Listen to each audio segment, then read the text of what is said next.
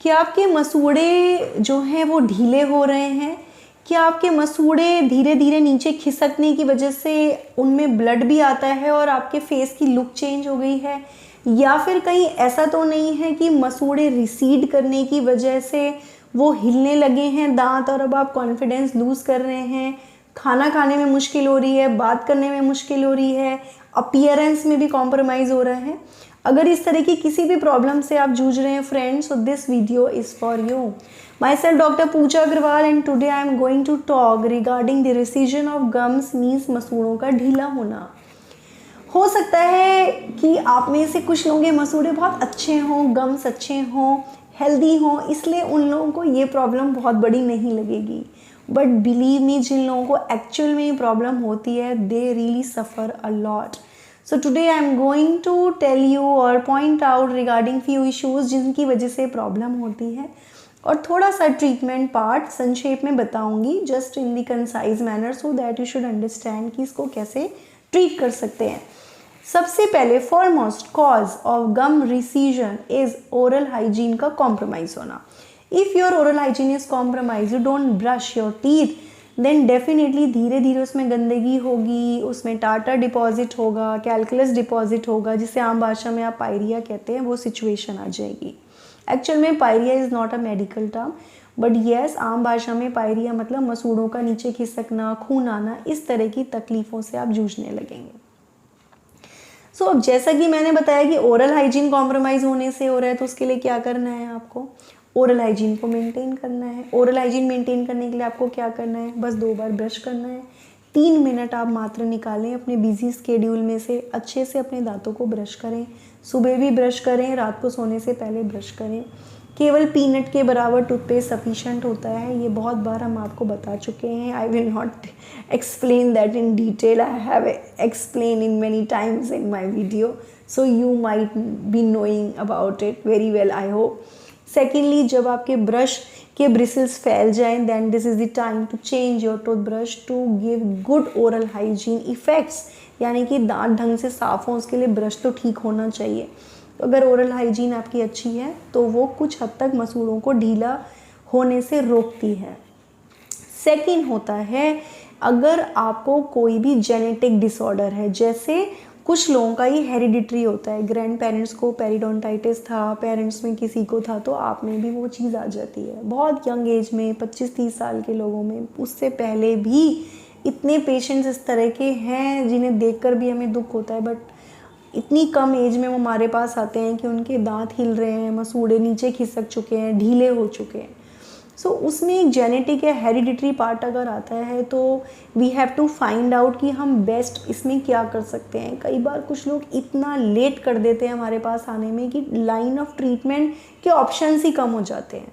But ऐसे cases में dishearten होने की कोई ज़रूरत नहीं है। अगर गम डिजीज़, मसूड़ों का ढीला होना, समय से पहले दांत का गिर जाना, इस तरह के प्रॉब्लम्स आपकी फैमिली में रहे हैं तो भी आप डॉक्टर के पास जा सकते हैं। अगर समय रहते आप जाएंगे तो डेफिनेटली कुछ लाइन ऑफ ट्रीटमेंट्स ऐसे होते हैं जो हम दे सकते हैं, चाहे ये प्रॉब्लम पूरी तरह ट्रीट हो पाए या पार्शली ट्रीट हो पाए, पर टाइमली जाने से कुछ हद तक इसका इलाज पॉसिबल है। नेक्स्ट होता है पेरिडोंटाइटिस। पेरिडोंटाइटिस यानी कि दांत के पेरीफेरी के स्ट्रक्चर, जैसे पेरिडोंटल टिश्यूज़, लिगामेंट होते हैं, गम्स होते हैं जिसे हम जिंजाइवा कहते हैं, बोन होती है जिसे हम एल्वियोलर बोन कहते हैं। अगर दांत के चारों तरफ के स्ट्रक्चर हेल्दी हैं तो नो डाउट गम्स हेल्दी रहेंगे।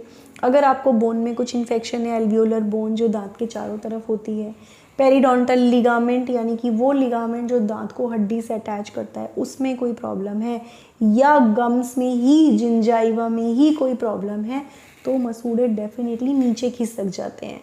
जिस लेवल पे उन्हें दांत के साथ अटैच होना चाहिए था, जब वो अटैच नहीं होंगे, नीचे खिसक जाएंगे, तो उसमें फर्दर इन्फेक्शन भी होगा, गंदगी जमा होगी, इन्फेक्शन होगा, ब्लड आएगा, ढीले पड़ जाएंगे। जब ढीले पड़ेंगे तो फिर दांत हिलने लगेंगे और इस तरह से वो प्रोसेस शुरू हो जाता है। सो पेरिडोंटाइटिस भी एक बड़ा रीज़न है मसूड़ों का ये ढीला होने का। नेक्स्ट डेफिनेटली मसूड़ों का खुद का इन्फ्लेमेशन, जिसे हम जिंजीवाइटिस कहते हैं। जिंजीवाइटिस यानी कि इन्फ्लेमेशन ऑफ गम, ये क्रोनिक भी हो सकता है, यानी कि बहुत लंबे टाइम से चल रहा है, 3 मंथ्स और मोर देन दैट ये गम्स का इन्फेक्शन चल रहा था, आपने ध्यान नहीं दिया, उसमें स्वेलिंग आई, ब्लीडिंग हुई और धीरे धीरे वो ढीले होने लगे।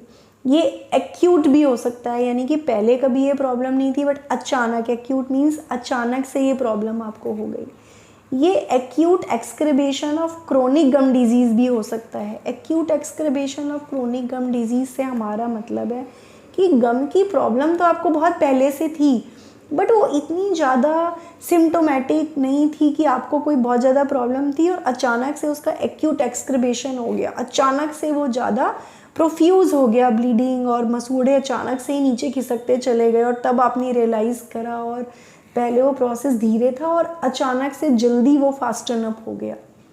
सो ये गम जिंजिवाइटिस के अलग अलग हमारे स्टेजेस होते हैं। तो अगर इस तरह का भी कोई इशू है तो आप स्केलिंग करवा सकते हैं, आप गम क्यूरेटाज करवा सकते हैं। हमारे पास बहुत सारे ट्रीटमेंट्स होते हैं, कुछ सिम्टोमेटिक हैं, कुछ क्यूरेबल हैं, कुछ ट्रीटेबल हैं, जिन्हें हम करके आपको राहत दे सकते हैं, मसूड़ों को ढीला होने से कुछ हद तक बचा सकते हैं। इसके अलावा कुछ हमारे पास सर्जिकल पार्ट भी हैं, फ्लैप सर्जरीज़ हैं, जिन्हें करके हम दोबारा आपके मसूड़ों को ऊपर की तरफ करके उन्हें अडेयर कर देते हैं, उन्हें स्टिच कर देते हैं और कुछ समय के बाद हम स्टिचेस रिमूव कर देते हैं and you get your smile again. So friends, ये तो था कि अगर आपने ओरल हाइजीन मेंटेन नहीं किया तो, या फिर अगर आपको कुछ हेरिडिटरी प्रॉब्लम है तो, पेरिडोंटाइटिस है तो, जिंजिवाइटिस है तो। इसके अलावा कुछ डिजीज़ ऐसी होती हैं जो लेडीज़ में बहुत कॉमन होती हैं, specifically during the time of pregnancy, because pregnancy में there are changes of hormones. अगर हार्मोनल डिस्टर्बेंसेस होते हैं तो भी गम डिजीज़ हो जाती हैं। हम लोग इसे पायोजेनिक ग्रैनुलोमा कहते हैं। ये प्रेगनेंसी इंड्यूस्ड होता है। प्रेगनेंसी के टाइम पे अक्सर लेडीज़ में गम डिजीज़ेस देखी गई हैं। ये गम डिजीज़ भी कुछ स्पेसिफिक रीज़न की वजह से ही प्रेगनेंसी में होती हैं। एक तो मैंने आपको बता ही दिया, हार्मोन रिलेटेड है, जैसे पायोजेनिक ग्रैनुलोमा, यानी कि प्रेगनेंसी इंड्यूस्ड है। इसके अलावा गलत समय पर गलत चीज़ की क्रेविंग होने की वजह से भी ये होता है। यस, अक्सर देखा गया है कि प्रेगनेंसी के कुछ मंथ्स में अगर अनयूजुअल टाइम पे क्रेविंग होती है तो लोग, जब लेडीज़ उस तरह का सेवन कर लेती हैं, जैसे I can not take name but few of my patient I know, they took chalk, they took कच्चे राइस जैसे होते हैं, कच्चे चावल मंच कर लेते हैं, चौक खा लेते हैं, कुछ लोग पेंसिल की नोक तक चबा लेते हैं। You won't believe, that's so dangerous but yes, ladies do it. तो ये भी गम्स को पूरा ख़राब कर देता है। या फिर अनयूजुअल फूड की हैबिट हुई, सोते सोते आपको मन करा कुछ मीठा खाएं, भूख लगी, आपने खाया, and in that time I understand it is difficult to do brushing. मैं बोलूँ कि कोई 3rd ट्राइमेस्टर में या 1st ट्राइमेस्टर में हम उनसे एक्सपेक्ट करें कि वो रात के 2 बजे अगर कुछ खाने की क्रेविंग है तो ब्रश करें, तो I know it is not that easy to follow.